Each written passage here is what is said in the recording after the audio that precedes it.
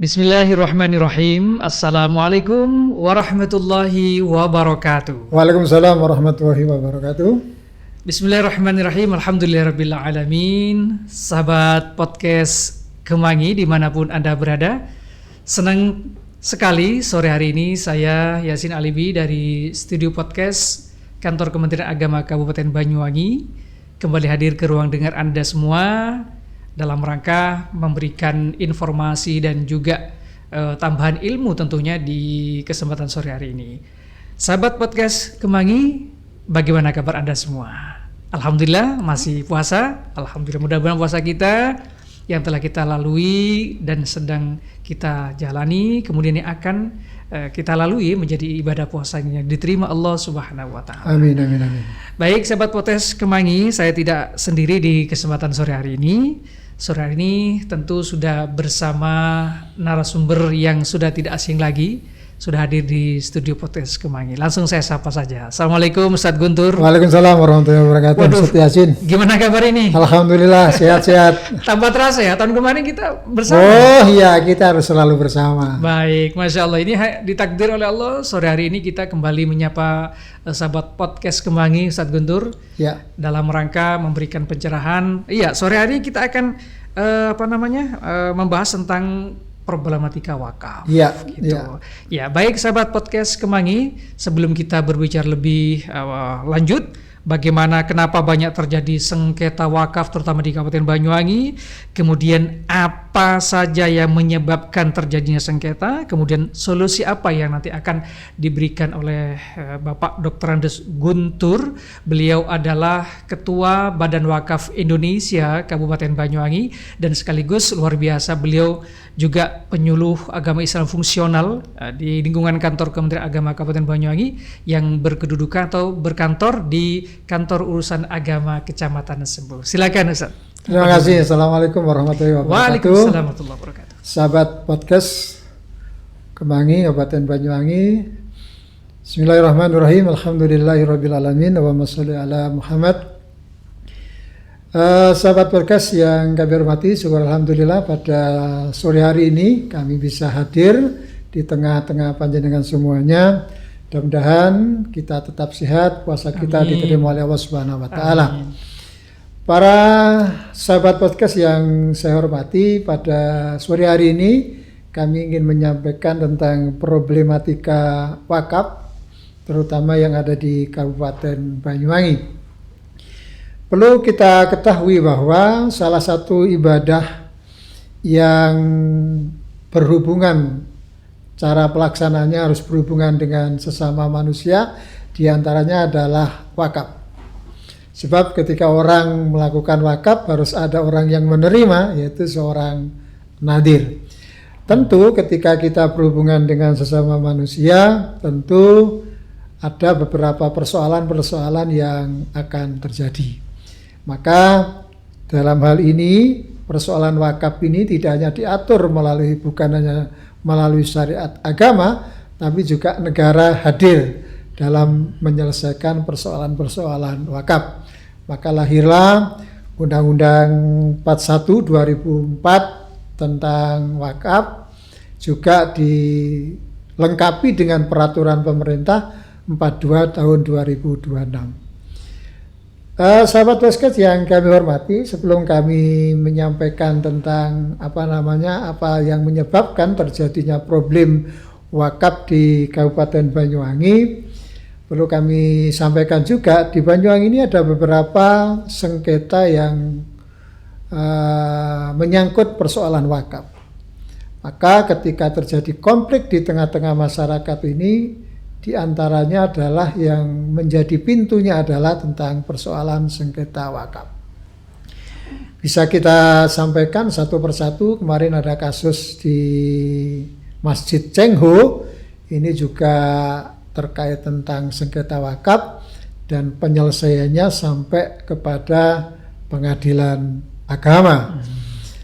Juga sengketa wakaf yang sampai saat ini terjadi sampai ke kepolisian, seperti sengketa wakaf di Masjid Al-Hidayah Tampo Celuring, juga sengketa wakaf yang terjadi di Wongsorjo, sengketa wakaf yang terjadi di Kalibaru, sengketa wakaf yang juga di Taman Baru ini terjadi. Ini sampai saat ini sengketa-sengketa persoalan wakaf juga masih terjadi, Ustadz Yasin, di Kabupaten Banyuwangi. Tentu ini menjadi atensi kita, terutama menjadi perhatian dari Kementerian Agama, bagaimana sengketa-sengketa ini bisa diselesaikan dengan baik, tidak ada pihak-pihak yang dirugikan terkait tentang sengketa ini. Sebab sengketa ini bisa menimbulkan perpecahan di tengah-tengah masyarakat terkait tentang persoalan wakaf ini, seperti itu. Ya, baik sahabat podcast Kemangi, menarik sekali perbincangan kita sore ini, karena kita memang sengaja menghadirkan narasumber yang berkompeten di bidangnya, yakni Ketua Badan Wakaf Indonesia Kabupaten Banyuwangi, Bapak Dr. Guntur, yang memang bidangnya gitu ya, Ustaz. Iya. Ya, baik, sebelum kita lanjutkan, perlu kami informasikan ini, Ustaz Guntur, terkait dengan persiapan penyelenggaraan ibadah haji khususnya di Kabupaten Banyuwangi, bahwa tahun ini embarkasi di Surabaya terutama telah dikeluarkan biaya perjalanan ibadah haji BP-nya untuk para jamaah itu sebesar 55,925.000 gitu. Oh, ada kenaikan luar biasa. Luar biasa gitu. Dan itu telah dibuka sejak tanggal 11 kemarin, Ustadz Guntur, mohon maaf. 11 April, dan terakhir nanti di tanggal 5 Mei 2023 mereka sudah harus melunasinya gitu. Ya, mudah-mudahan para jamaah haji Kabupaten Banyuwangi gitu. Semuanya diberikan kelancaran gitu ya. Baik, itu informasi sahabat podcast Kemangi. Bagi Anda yang mungkin masih belum melunasi, dipersilakan setiap hari di bank setoran awal yang Anda dulu menyetorkan setoran awal hajinya gitu. Ya, baik Ustadz Guntur, ini tadi menarik sekali, terutama di Kabupaten Banyuwangi.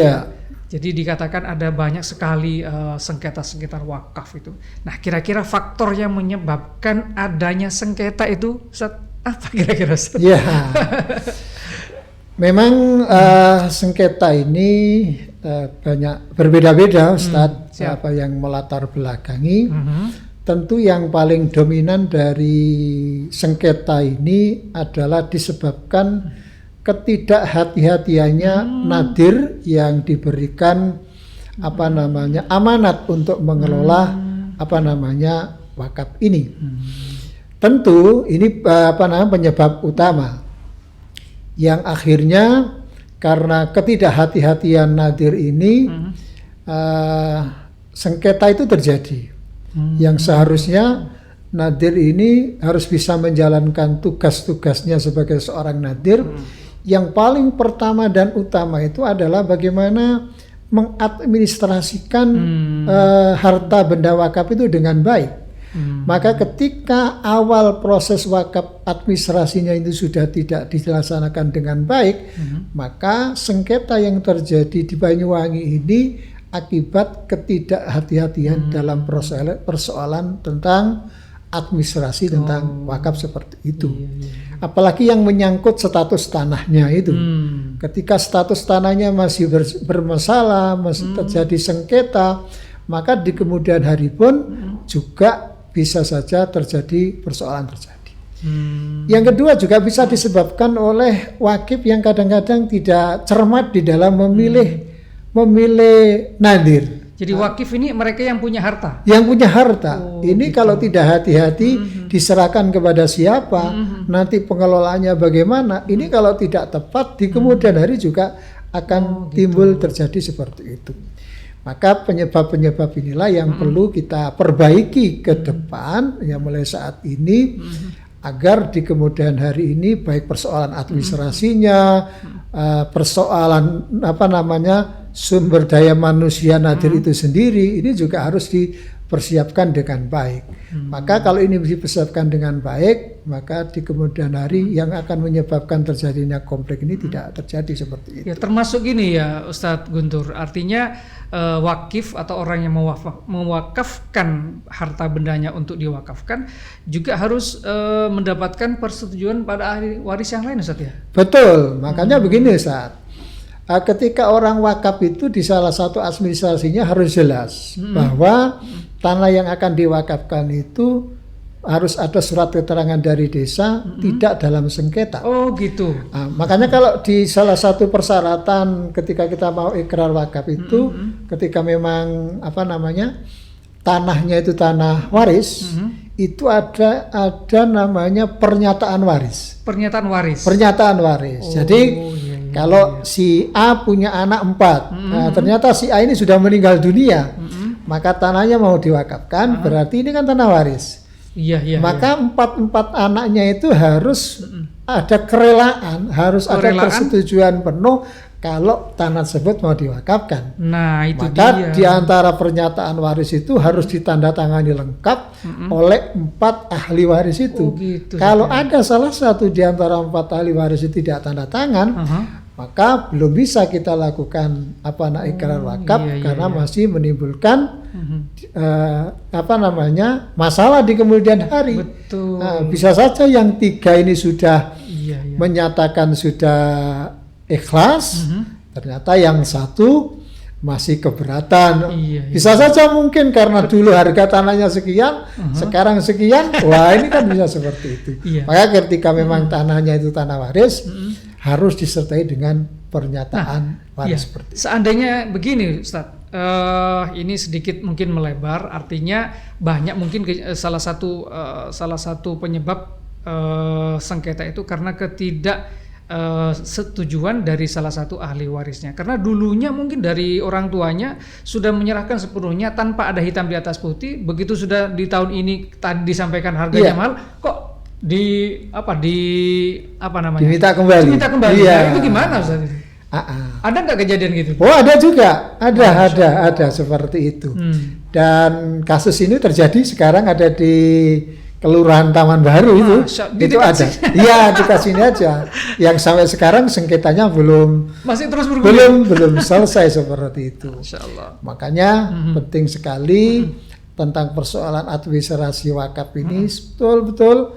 Makanya teman-teman di kantor urusan agama ini kan luar biasa, kita apresiasi kepada teman-teman kepala KUA yang sekaligus petugas pencatat akta ikrar wakaf ini. Kehati-hatiannya harus diperhatikan. Betul itu, jadi harus diteliti betul surat-surat yang masuk itu, apakah tanahnya ini betul-betul sudah bersih, tidak sengketa, tidak dalam sengketa. Seperti itu harus diteliti betul. Maka kami sangat apresiasi kepada teman-teman kantor urusan agama ini, tidak sembarangan. Orang tahu-tahu mau wakaf, ternyata surat-suratnya nggak jelas. Iya, mungkin sekarang tidak terjadi. Besok. Mungkin 5-10 tahun yang akan datang akan terjadi. Maka sangat penting seperti itu. Iya.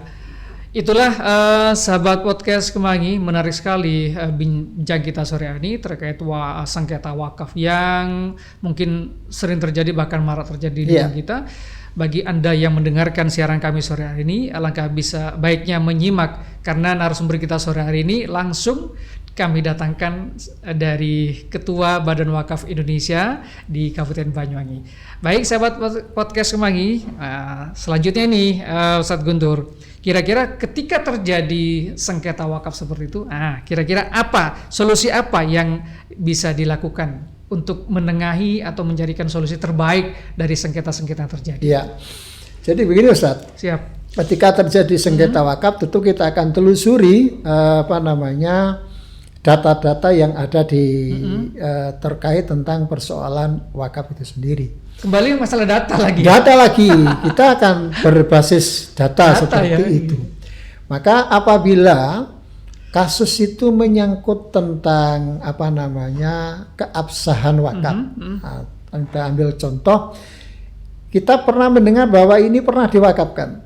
Ternyata memang tidak ada bukti yang menunjukkan bahwa itu wakaf seperti itu, hanya bukti lesan saja.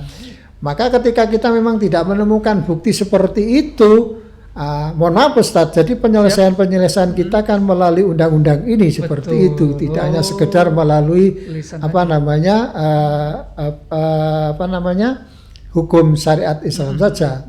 Maka ketika memang tidak ada bukti hitam di atas putih kaitannya tentang ikrar wakaf, ini ya juga menjadi persoalan seperti itu. Maka solusinya adalah ketika seorang ini mewakafkan kepada nadir, maka salah satu tugas nadir itu adalah mengadministrasikan harta benda wakaf seperti itu. Siap. Jadi sebelum si wakif itu memberikan kepada nadir, ini harus jelas. Jadi apabila memang tanahnya itu sudah bersertifikat, kalau sudah bersertifikat pun harus dilihat. Kira-kira yang mau diwakafkan ini kalau di sertifikat itu jumlahnya 1000 meter. Kalau memang mau diwakafkan 1000 meter, ya tidak ada persoalan. Iya. Tapi kalau memang di sertifikat itu luasnya 1000 meter, ternyata yang mau diwakafkan 500 meter, maka harus dipecah dulu. Harus gitu dipisah dulu. Harus dipisah dulu. Sebab yang mau diwakafkan 500, maka ya harus sesuai dengan jumlah yang diwakafkan seperti itu. Sebab pernah terjadi kasus, Ustaz. Jadi ternyata di sertifikat itu jumlahnya 1.200 ya. Ternyata yang mau diwakafkan hanya 1.000. 1.000. Ternyata tidak dipecah dulu. Nah, gitu. Bagi teman-teman yang ada di KUA itu kan akan sesuai dengan jumlahnya. Jumlah sesuai dengan yang ada di sertifikat itu. Apa yang terjadi ketika sudah dicatat di akte ikrar wakaf, ternyata di kemudian hari wakif bilang, loh saya dulu 1.000 bukan 1.200 seperti itu. Maka solusinya harus dilihat dulu yang mau diwakafkan itu jumlahnya berapa. Jadi luar biasa tugas nadir di sini, Ustaz ya. Sudah luar biasa karena seperti kaitan itu. dengan administrasi. Administrasi nanti ujungnya juga bisa jadi sengketa di belakang. Seperti itu. Ya, baik. Yang kedua juga mungkin masih ada waktu. Ya, ini juga harus jelas. Jadi wakif itu ketika mewakafkan peruntukannya untuk apa? Betul. Oh, gitu ya. Iya. Jelas tertulis. Harus jelas tertulis. Jangan sampai ini saya wakafkan. Untuk apa? Nggak tahu. Nah, ini nggak bisa. Harus jelas. Contohnya untuk masjid, untuk masjid, untuk musola, ini harus jelas. Untuk makam seperti itu. Nggak boleh. Ini saya wakafkan tanah. Harus jelas. Untuk apa seperti. Nah, nadir itu nanti pengelolaannya harus sesuai dengan peruntukan itu. Tidak boleh menyimpang dari peruntukan itu. Kalau menyimpang itu ada hukum pidananya, Ustaz. Oh, gitu ya. Jadi diatur di dalam undang-undang ini apabila seorang nadir sampai menyimpang dari peruntukan, ternyata si wakif sudah mewakafkan untuk masjid, ternyata sama nadir digunakan yang lain, ini bisa dituntut lewat undang seperti itu. Akan tetapi begini, Ustadz, ada jalan-jalan yang baik. Contoh, apabila si wakif mewakafkan untuk ini ternyata mau dirubah untuk yang lebih luas lagi. Bisa. Itu bisa. Oh, bisa. Ada prosedurnya. Solusinya seperti itu. Jadi prosedurnya jadi si nadir bikin berita acara perubahan peruntukan. Itu dibikin berita acara, dikirim kepada kantor urusan agama, dari kantor urusan agama minta rekomendasi ke badan wakaf, nanti badan wakaf mengeluarkan rekomendasi, baru nanti ada perubahan peruntukan. Nanti di situ nadir bisa melakukan pengelolaan itu karena ada perubahan peruntukan. Tidak sembarangan tanpa prosedur, tahu-tahu dirubah. Ini bisa kena pidana seperti itu. Ya, baik Ustadz Guntur, menarik sekali. Sebetulnya kita durasi waktu 20 menit ini sangat singkat sekali. Sangat singkat sekali dan kita ya sebenarnya. Masih banyak sebetulnya yang padat sekali hari ini, dan mudah-mudahan secercah informasi menarik tentang wakaf yang sudah disampaikan langsung oleh Ketua Badan Wakaf Indonesia Kabupaten Banyuwangi, Bapak Dr. Guntur, akan menambah pengetahuan kita terkait tentang wakaf dan juga problem-problem yang ada di dalamnya. Baik, barangkali ada statement closing, Ustaz, sampaikan harapan kepada masyarakat. Harapan kami adalah bagaimana kita selamatkan wakif, bagaimana orang yang sudah wakaf ini hartanya terselamatkan. Yang kedua adalah kita selamatkan nadir, bagaimana nadir yang sudah diberikan amanah ini di kemudian hari tidak terjadi masalah. Dan yang ketiga, kita selamatkan harta benda wakaf itu, jangan sampai harta yang sudah diwakafkan oleh wakif ini ternyata tidak bisa dikelola dengan baik. 3 hal itu yang perlu kita selamatkan wakif, selamatkan nadir, dan kita selamatkan harta benda wakaf. Terima kasih, Ustaz. Ya, Baik, terima kasih Ustadz Guntur yang telah memberikan pencerahan kepada kita, kepada sahabat podcast Kemangi tentang problematika wakaf. Ya, sahabat podcast, wakaf tidak hanya mendatangkan manfaat bagi pewakaf, tetapi juga penerima wakaf. Karena saat kita melepas harta sebagai wakaf, maka bulir kebaikan dan manfaat akan lahir seiring pahala yang terus mengalir. Baik, terima kasih sahabat podcast Kemangi yang terus bersama kami dan juga Ustaz Guntur yang sudah hadir di studio kami. Terima kasih. Mudah-mudahan kajian kita sore hari ini menjadi ilmu yang bermanfaat bagi kita semua. Amin ya rabbal alamin. Terima kasih. Saya Yasin Alibi bersama Ustaz Guntur dari studio podcast Kantor Kementerian Agama Kabupaten Banyuwangi undur diri dari ruang dengar Anda. Selamat menunggu saat berbuka puasa. Wallahul muwaffiq ila aqwamit thoriq. Wassalamualaikum warahmatullahi wabarakatuh.